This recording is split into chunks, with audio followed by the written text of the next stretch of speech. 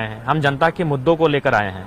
यदि सरकार कोई विधेयक ऐसा लेकर आती है जिसके अध्ययन के बाद, जिसको मुझे जानने के बाद, चीजों को समझने के बाद मुझे लगेगा और जनता को भी लगेगा कि नहीं ये नीति राज्य के हित में है, तो निसंदेह सरकार की पीठ थपथपाई जाएगी। लेकिन कोई पॉलिसी ऐसी भी आती है जो राज्य के आम जनमानस के हित में नहीं है, तो निसंदेह टेबल भी पटका जाएगा। इरफान कहते हैं घुसपैठ नहीं हुआ है।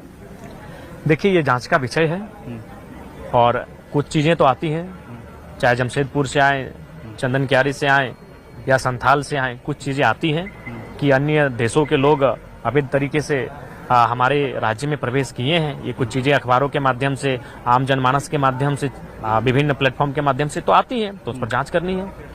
एक आखिरी सवाल है कि सदन में अभी सत्र जो है 7 दिनों का सत्र है, 5 दिवसीय जो है काम होगा इसमें, तो ऐसे में क्या लगते हैं कि जो टॉप 5 मुद्दे आप गिनाए हैं आप, उस पर कौन सा मुद्दा जिस पर प्रमुखता से चर्चा होनी चाहिए आपको, जिस पर कुछ लबो लुआब निकल कर है, किसी का भला?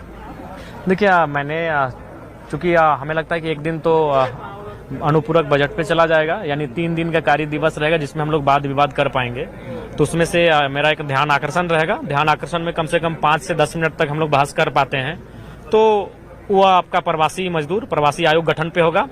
और एक मेरा सबसे जो महत्वपूर्ण होता है वो गैर सरकारी संकल्प, जो रात भर भी चलता है, यानी उसमें जब तक माननीय सदस्य संतुष्ट नहीं होते हैं तब तक जो विभागीय मंत्री है उनसे उनका वाद विवाद होता है। तो गैर सरकारी संकल्प मेरा विस्थापन ही है, विस्थापन पे मैं तैयार हो चुका हूँ। प्रवासी के जो विषय हैं उस पर भी मेरी तैयारी हो चुकी है, और बाकी जो 2 दिन बचेंगे जिन पर मुझे बहस करना है, उन विषयों का मुझे अभी चयन करना है।